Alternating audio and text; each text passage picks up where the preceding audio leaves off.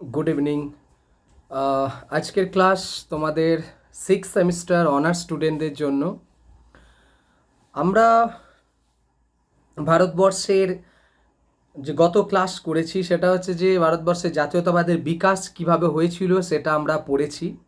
আজকের ক্লাসটা খুব ছোট। আমি আজকের ক্লাসে এটা বলবো না যে 5 নম্বরের প্রশ্ন হবে বা 10 নম্বরের প্রশ্ন হবে। শর্ট প্রশ্ন হবে, 5 নম্বর না হবে 5 নম্বরের, না হবে 10 নম্বরের। কিন্তু যারা আগামী দিনে তোমরা চাকরির পরীক্ষায় বসবে তাদের এই বিষয়গুলো অত্যন্ত জানা দরকার। এবং ভারতবর্ষে আমরা যেহেতু এর পরেই আমাদের যে জাতীয় আন্দোলন কিভাবে শুরু হলো আমরা শুরু করব, সেই জন্য তার এটা একটা এই বিষয়টা জেনে নেওয়া অবশ্যই দরকার।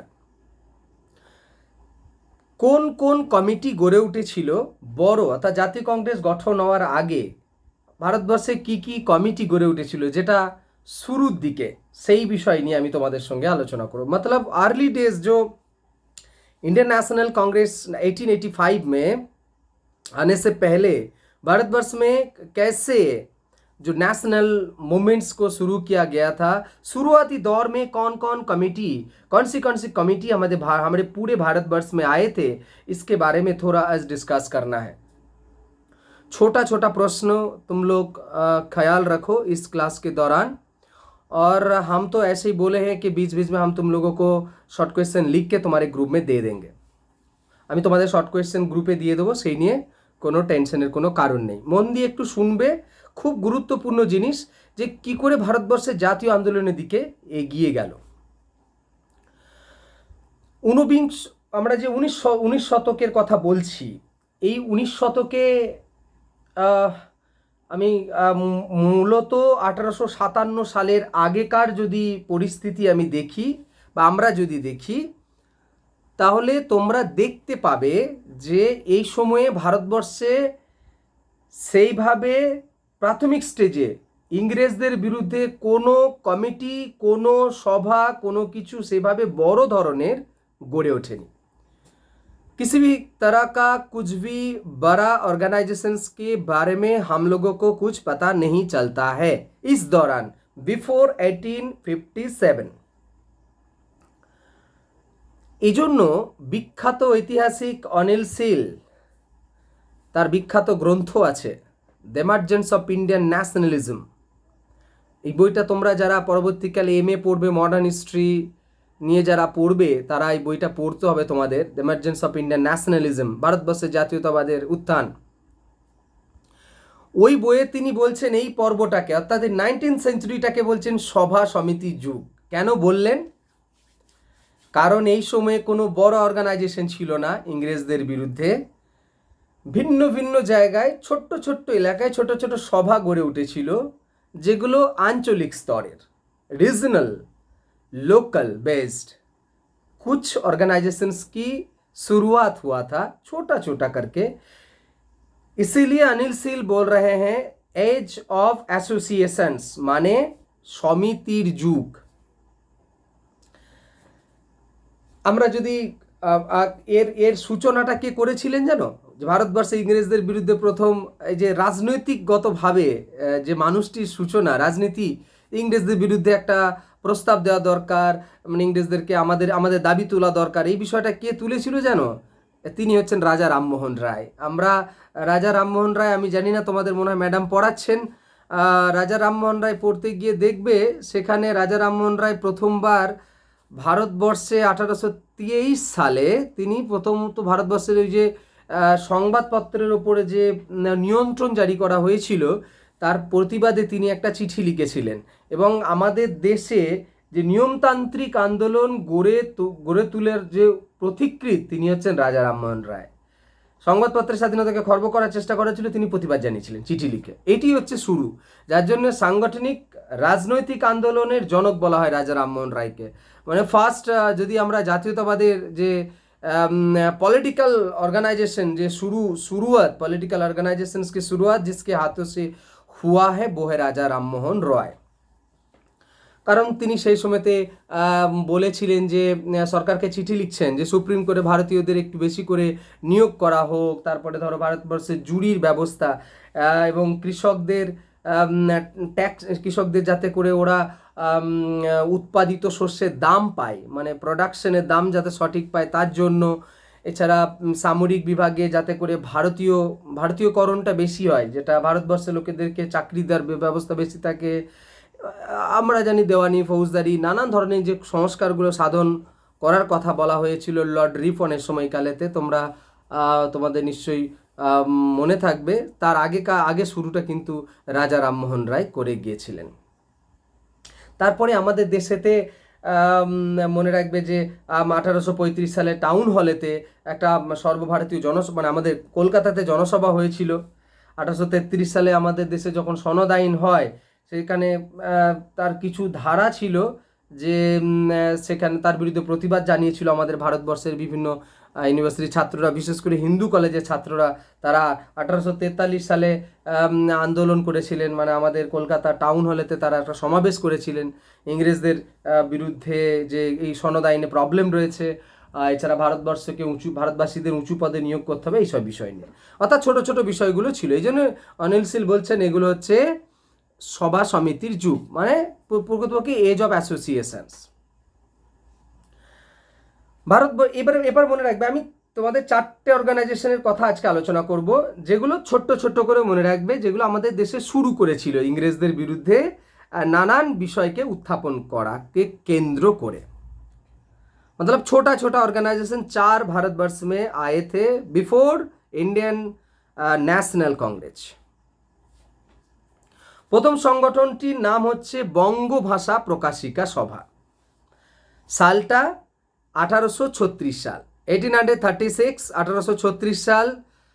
কলকাতার ওই যে টাকি অঞ্চল আছে, ওখানে যিনি জমিদার ছিলেন তার নাম হচ্ছে কালীনাথ রায়চৌধুরী, দ্বারকনাথ ঠাকুর, প্রসন্ন কুমার ঠাকুর এবং রাজা রামমোহনের আদর্শ অনুপ্রাণিত ব্রাহ্ম সমাজের যারা শিষ্য ছিলেন তারা মিলে এই সংস্থাটির প্রতিষ্ঠা করেন।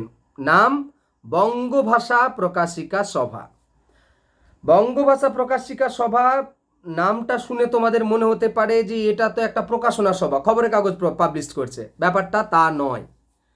ব্যাপারটা হতে পারে, এবং বিখ্যাত গবেষক নাম আছে যোগেশ চন্দ্র বাগল, বইয়েতে আছে তোমরা পাবে। ইনি বলেছেন যে বাঙালি তথা ভারতবাসীদের মধ্যে সর্বপ্রথম রাজনৈতিক প্রতিষ্ঠান, first political organisation in India, that is Bangabhasha Prakashika Sabha. তোমাদের শর্ট কোয়েশ্চেন আসবে, এবং শুধু তাই নয়, তোমাদের চাকরি পরীক্ষা সারা জীবন এটা মনে রাখবে যে আমাদের দেশের রাজনৈতিক প্রতিষ্ঠানের নাম বলা হয় ইন্ডিয়ান ন্যাশনাল কংগ্রেস। একদম না, ওটা ভুল।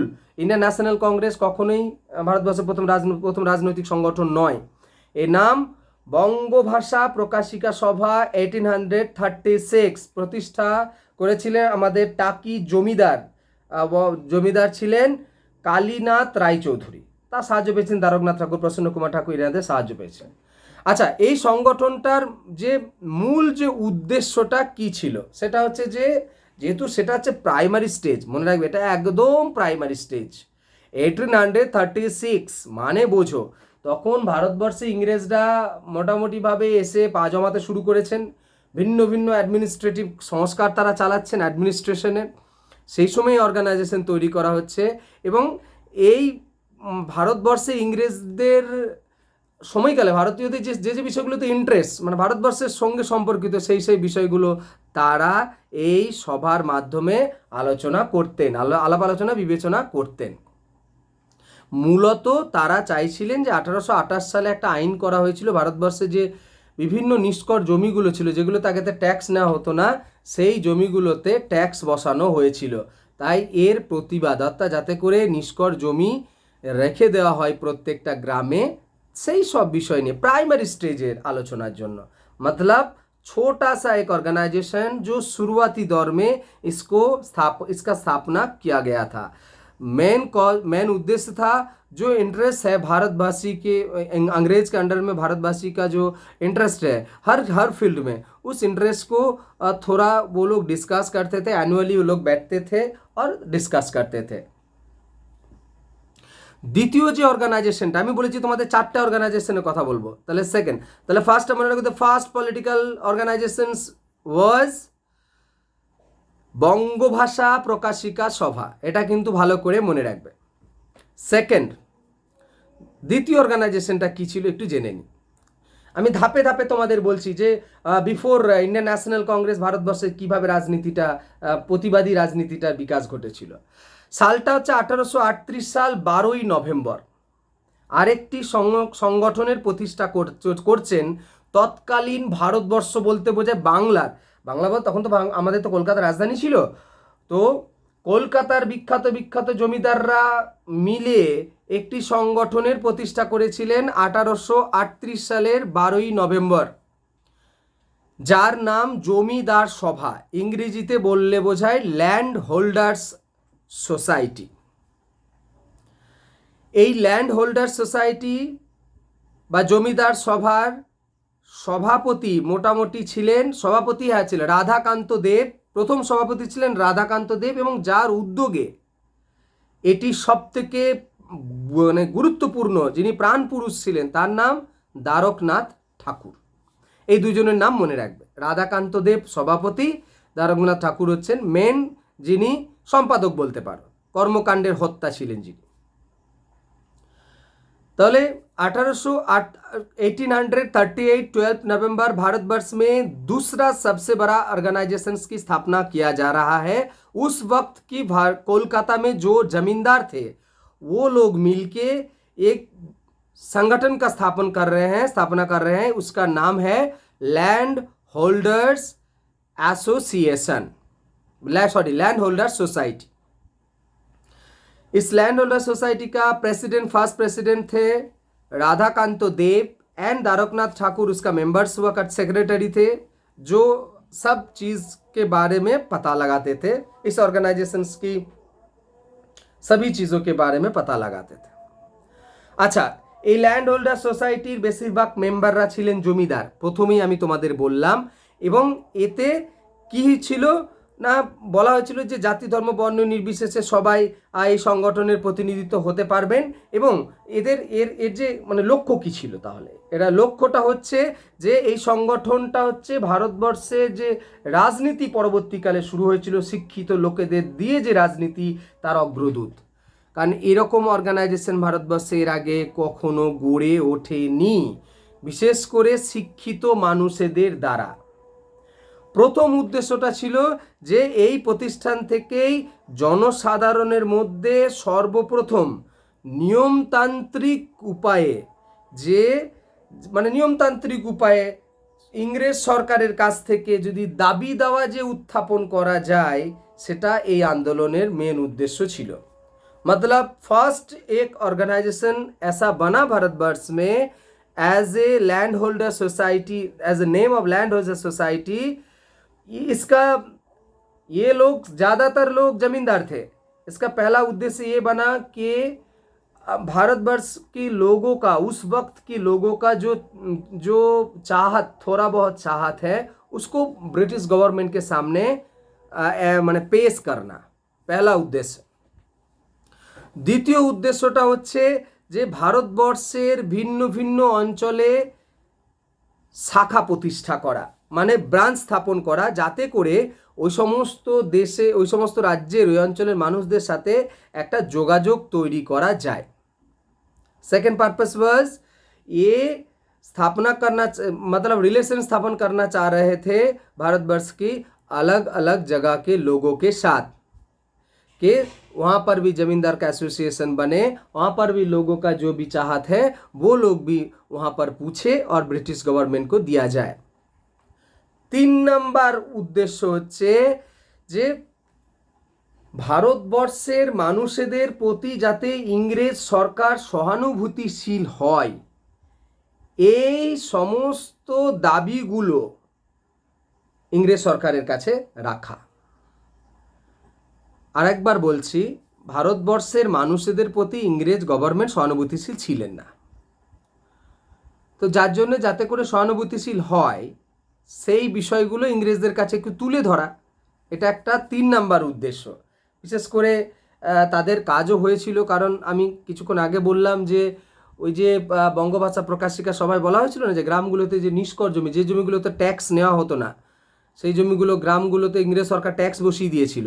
তো ঠিক করা হলো এই ল্যান্ড হোল্ডার্স সোসাইটির ফলে কি হলো, ওখানেতে প্রত্যেকটা গ্রামে কিছু জমি রাখা হলো যে জমিগুলোতে ইংরেজ সরকার ট্যাক্স নেবে না বলে, এদেরই আন্দোলনের ফলে, মানে এদেরই এই প্রস্তাবের ফলে। তবে আবার আরেকবার বলে নিই, এই সংগঠনটার মেম্বার্স যারা ছিলেন প্রত্যেকে শিক্ষিত, প্রত্যেকে বড় বড় জমিদার, ये सब लोग जमींदार थे जितने भी मेंबर्स थे। তৃতীয় সংগঠন, তার নাম ব্রিটিশ ইন্ডিয়া সোসাইটি। सालटा হচ্ছে 1839 साल, 1839। इस थर्ड ऑर्गेनाइजेशन का नाम है ब्रिटिश इंडिया सोसाइटी। जुलाई के महीने में इसका स्थापना किया गया था।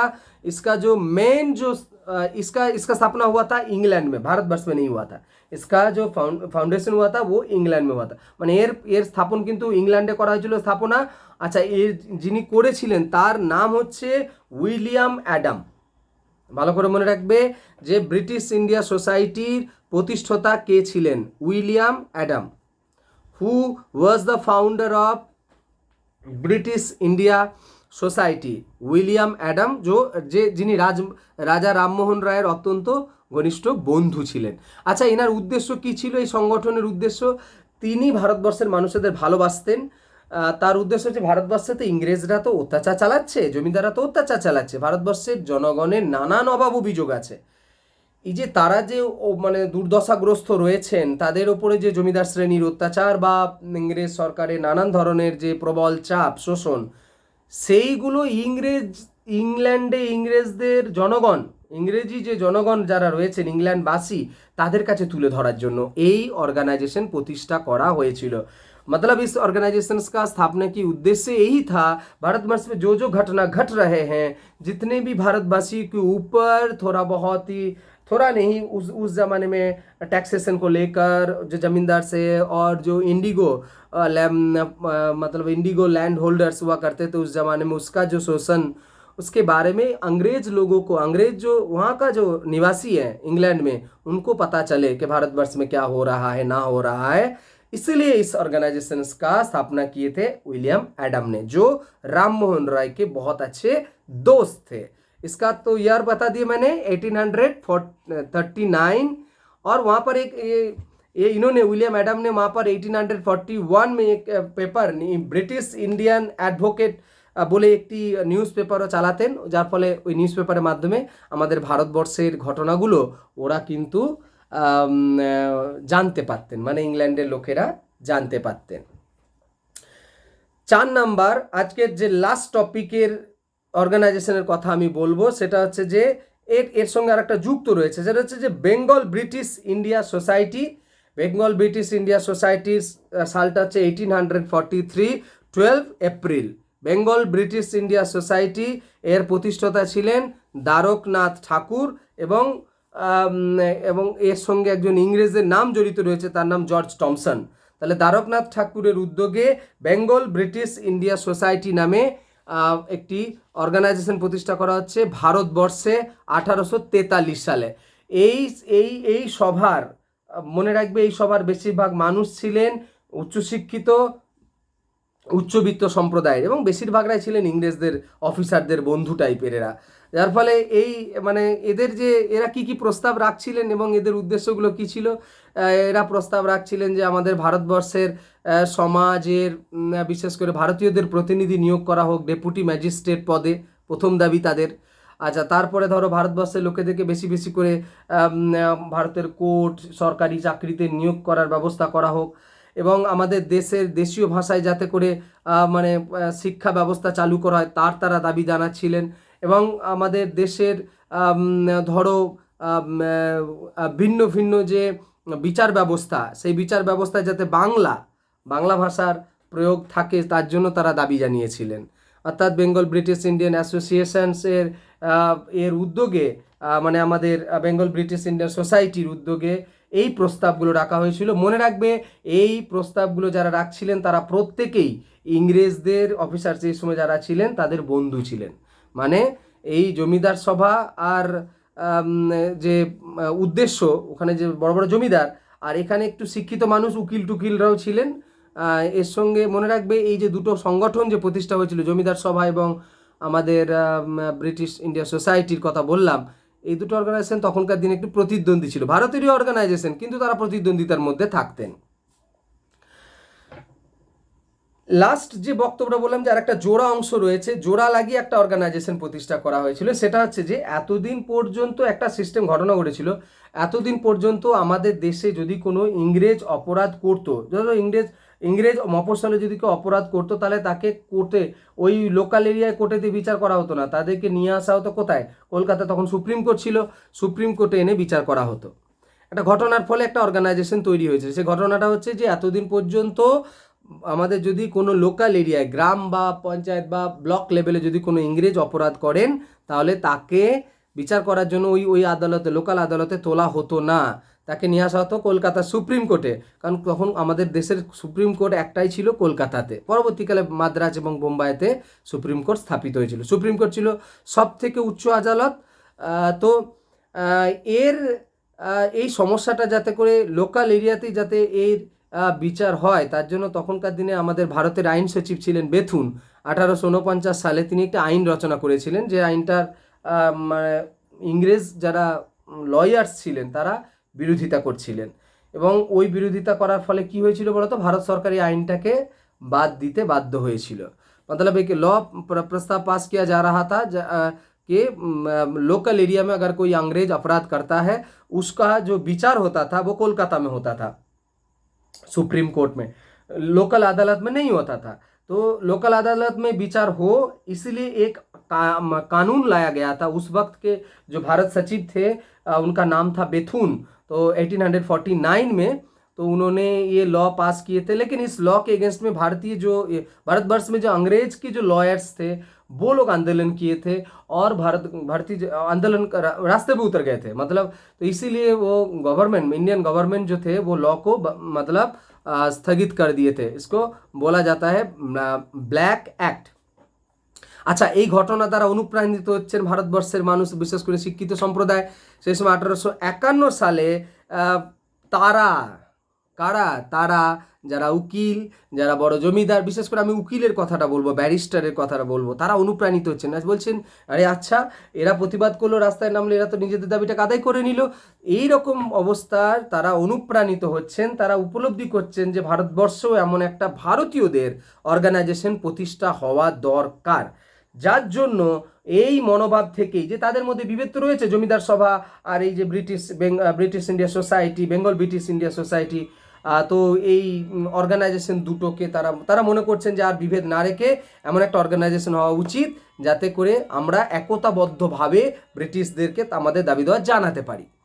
এই দুটো সংগঠন মিলে যাচ্ছে, দেখো, ল্যান্ড হোল্ডার সোসাইটি আর বেঙ্গল ব্রিটিশ ইন্ডিয়া সোসাইটি, দুটো সংগঠন জোড়া লেগে গিয়ে ভারতবর্ষে প্রতিষ্ঠিত হচ্ছে একটি নতুন অর্গানাইজেশন, যার নাম ব্রিটিশ ইন্ডিয়ান অ্যাসোসিয়েশন।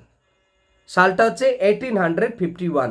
मतलब लैंड होल्डर सोसाइटी और British India, Bengal British India society एक हो जा रहा है, मिल के एक ऑर्गेनाइजेशन की स्थापना किया जा रहा है 1851 में, ब्रिटिश इंडियन एसोसिएशन। मतलब अभी भारतवर्ष में आया एक ऑर्गेनाइजेशन जो सब मतभेद को भूलकर एक ऑर्गेनाइजेशन बनाया। मतलब इसके पहले अलग अलग थे, ये लोग एक साथ हो गए और ऑर्गेनाइजेशन बनाए। এটি হচ্ছে ভারতবর্ষ, এটি মনে রাখবে যে এই একটা অর্গানাইজেশন, সেটার নাম হচ্ছে বললাম ব্রিটিশ ইন্ডিয়ান অ্যাসোসিয়েশন। এটা একটা সর্বভারতীয় প্রতিষ্ঠানে রূপান্তরিত হয়েছিল, যার ফার্স্ট সভাপতি প্রেসিডেন্ট ছিলেন রাধাকান্ত দেব, এবং যার প্রথম সম্পাদক ছিলেন দ্বারকনাথ ঠাকুর। ये याद रखो तुम लोग कि ब्रिटिश इंडियन एसोसिएशन के फर्स्ट प्रेसिडेंट थे Radhakanta Deb, and first secretary was Dwarkanath Thakur, Dwarkanath Tagore. মনে রাখবে দ্বারকনাথ টেগর সেই সময় বিখ্যাত ব্যারিস্টার ছিলেন। তো এটি ছিল একটি সর্বভারতীয় প্রতিষ্ঠান, ऑल इंडिया ऑर्गेनाइजेशंस के रूप में उभर के आए। इसका जो शाखा है, ब्रांच मद्रास में भी खुले, अयोध्या में भी खुला गया। और इसका जो उद्देश्य, কি উদ্দেশ্যকে সামনে রেখে এই অর্গানাইজেশন চলতে শুরু করলো তোমাদের বলেনি, সেটা হচ্ছে যে এটা হচ্ছে শিক্ষা, শাসন সংস্কার, নীল চাষিদের ওপর অত্যাচার এবং নানান বিষয়ে তারা আমাদের দেশেতে আন্দোलन গড়ে তুলেছিলেন। मतलब शिक्षा, इंडिगो के बारे में, इंडिगो जो लैंड होल्डर्स मतलब फार्मर्स थे उसका जो दशा थे उनके उनके उनके सपोर्ट में आंदोलन किए थे ये लोग। और हमारे जो देश की विचार व्यवस्था थी उस वक्त की, इसका थोड़ा करेक्शन चाहिए, मतलब उसका संस्कार करने के लिए ये लोग आंदोलन किए थे। 1835 हम लोगों को याद है कि यहाँ पर सनद आइन लाया गया था और उसमें बहुत सारी गलतियाँ भी थी, तो इसलिए ये लोग उसके अगेंस्ट में भी आंदोलन करे थे। তারা বলছেন কি দাবি তারা রেখেছিলেন, ভিন্ন ছোট ছোট দাবি, তো কথা মনে রাখবে যে তারা বলছেন যে শাসন বিভাগ আইন বিভাগ, যেটা তোমাদের 5th সেমিস্টারে বলেছিলাম যে শাসন বিভাগ আইন বিভাগকে আলাদা করার ব্যবস্থা করা হোক, অর্থাৎ এটা থাকলে আমাদের বিচার ব্যবস্থা তাড়াতাড়ি ভালো হবে। 2 নাম্বার, ভারতবর্ষে উঁচু পদে যাতে করে বেশি বেশি করে ভারতীয়রা চাকরি পান, ज़्यादा से ज़्यादा भारतीयों को नौकरी मिले, ऊंचा पोस्ट पर ये लोग इनका भारत के गवर्नमेंट के को प्रस्ताव दे रहे थे। তাছাড়া ভারতবর্ষে দেখো একচেটিয়া লবণের যে কারবার ছিল সেটার উপর যাতে করে मतलब नमक के ऊपर अंग्रेज बिजनेसमैन का ही दबदबा था उस वक्त, तो ये ना हो इसके लिए भी इन लोगों ने चिट्ठियाँ लिखे थे, आंदोलन किए थे। और सबसे बड़ी बात, ये लोग चिरस्थायी जो परमानेंट सेटलमेंट के जो मतलब जो लाभ हैं, परमानेंट सेटलमेंट को एक्सटेंड किया जाए, तो इसके बारे में भी ये लोग बात कर रहे थे। এখন মনে রাখবে এই প্রতিষ্ঠানের সদস্য কারা ছিলেন, মনে রাখবে বেশিরভাগ সদস্যরাই ছিলেন জমিদার, আর এরা বেশিরভাগই শিক্ষিত, আর এরা মোটামুটি বড় লোক, मतलब पैसे वाले आदमी ही ये ऑर्गेनाइजेशंस का ज़्यादातर मेंबर्स थे। তো আমরা দেখব যে এই অর্গানাইজেশনের সঙ্গে সঙ্গে 1852-তে বোম্বাইয়ে প্রতিষ্ঠিত হচ্ছে Bombay native association. 1852 Bombay native অ্যাসোসিয়েশনের জগন্নাথ শঙ্কর শেঠ এবং ডাক্তার ভাউদাজি এরা মেম্বার হচ্ছেন, জগন্নাথ শঙ্কর শেঠ হচ্ছেন প্রেসিডেন্ট। আর 1852-তে মাদ্রাজেতেও একই ধরনের অর্গানাইজেশন তৈরি হচ্ছে, যেমন বেঙ্গলে ব্রিটিশ ইন্ডিয়ান অ্যাসোসিয়েশনের মতো, তার নাম হচ্ছে মাদ্রাজ নেটিভ অ্যাসোসিয়েশন। ওখানের একজন নেতার নাম শুনতে পাওয়া যায়, তার নাম পাওয়া যায়, সেটা হচ্ছে Gazulu Lakshmi Narayan Chetty. Gazulu Lakshmi Narayan Chetty, he was the founder member of Madras native association. তো মাদ্রাজ নেটিভ অ্যাসোসিয়েশন, মাদ্রাজের কৃষকদের অবস্থা খুব খারাপ ছিল এবং তারা মাদ্রাজের কৃষকদেরকে নিয়ে আন্দোলন করছিলেন। বিশেষ করে একজন ইংরেজ প্রতিনিধি এসেছিল 1852-তে, তখন এই যে গজালু লক্ষ্মীনারায়ণ চেট্টি সেই ইংরেজ পার্লামেন্টের প্রতিনিধিদের তিনি দেখিয়েছিলেন যে আমাদের মাদ্রাজে দেখুন কৃষকদের অবস্থা কী। এবং যদিও কৃষকদের অবস্থা কোনো উন্নতি হয়নি, কিন্তু এটা মনে রাখবে যে মাদ্রাজ নেটিভ অ্যাসোসিয়েশন এবং বোম্বাই মানে আমাদের বোম্বাই নেটিভ অ্যাসোসিয়েশন এরা কিন্তু তৎকালীন কৃষকদের দুরবস্থার কথা কিন্তু তুলে ধরেছিলেন। সমালোচনা যদি করতে হয় বা আমরা যদি উপসংহারে বলি, এই যে ছোট্ট ছোট্ট অর্গানাইজেশনগুলো গড়ে উঠলো, এদের উপসংহারে আমরা কি বলতে পারি? উপসংহারে আমরা এটাই বলতে পারি যে মনে রাখবে এই অর্গানাইজেশনগুলো প্রত্যেকটাই কিন্তু ন্যাশনাল লেভেলে ছিল না।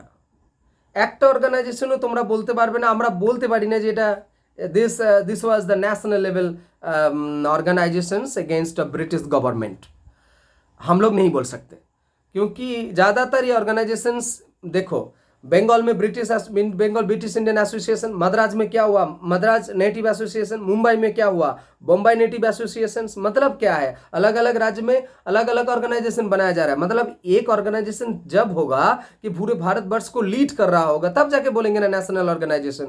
ন্যাশনাল জাতীয় অর্গানাইজেশন তখনই বলবো যদি ভারতবর্ষের প্রত্যেকটা মানুষ তাকে সমর্থন করে এবং প্রত্যেকটা জায়গায় একটাই অর্গানাইজেশন হবে এবং গোটা ভারতবর্ষের সামনে থেকে লিড করবে, সেরকম তো অর্গানাইজেশন গড়ে ওঠেনি। তাই আমরা প্রথম উপসংহারে বলবো যে এই পর্বে 19 শতকের এই যে সমিতির যুগের যে ছোটো ছোটো অর্গানাইজেশনগুলো গড়ে উঠেছিল, এগুলো ছিল সব আঞ্চলিক।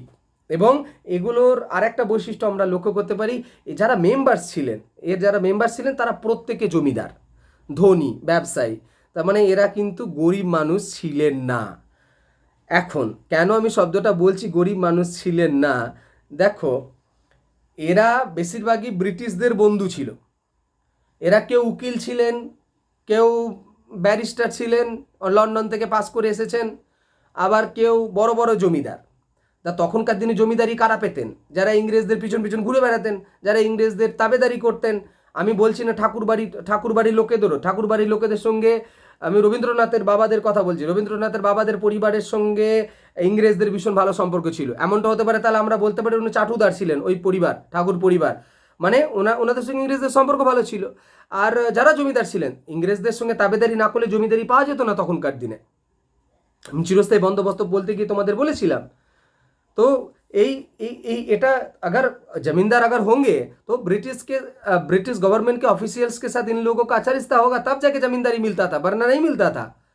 कोई कहेगा कि मुझे जमींदारी दे दो, ऐसा नहीं होता था उस जमाने में। अंग्रेज के साथ अच्छा रिश्ता होगा तब जाके मिलता था। मतलब ज्यादातर मेंबर जो थे वो सब अंग्रेज के बंधु थे, मतलब दोस्त थे। अंग्रेज ऑफिसर्स के ज्यादातर दोस्त हुआ करते थे। এখন বেশিরভাগরাই টাকা ছিল, তাদের ধনী ছিলেন, पैसेवाले थे। এটা কি হয়েছিল, যেটা একটা গ্যাপ তৈরি হয়েছিল, সেটা হচ্ছে এই ধনী হওয়ার কারণে, ইংরেজদের বন্ধু হওয়ার কারণে এই যতগুলো অর্গানাইজেশনের নাম বললাম, বঙ্গভাষা প্রকাশিকা সভা, জমিদার সোসাইটি মানে জমিদার সভা, বেঙ্গল ব্রিটিশ ইন্ডিয়ান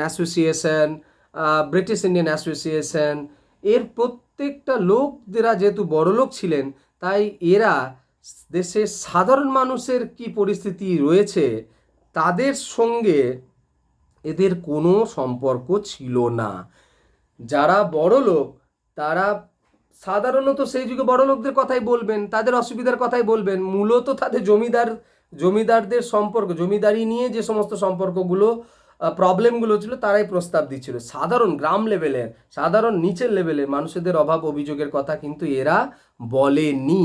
যেহেতু এরা হাই ক্লাস সোসাইটির মেম্বার্স ছিলেন, তার জন্য তাদের পক্ষে হয়তো ওদের সঙ্গে কোনো সম্পর্ক গড়ে ওঠেনি। এটা একটা কিন্তু এই পর্বের যে অর্গানাইজেশনগুলো হয়েছিল সেটা হচ্ছে এটা একটা সব থেকে বড় খামতি আমরা বলতে পারি।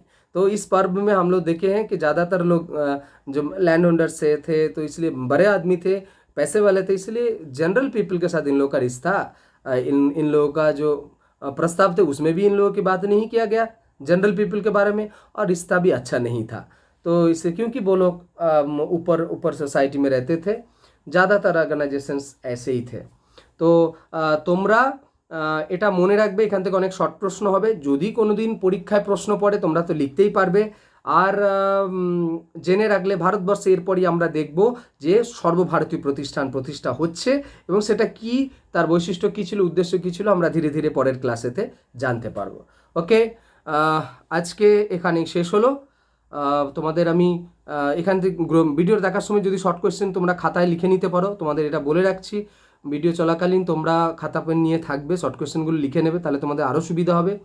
আর আমি তোমাদের গ্রুপে মাঝে মাঝেই শর্ট প্রশ্ন দেব, এই নিয়ে টেনশনের কোনো কারণ নেই। ঠিক আছে, আজকে রাখলাম। Good night, thank you.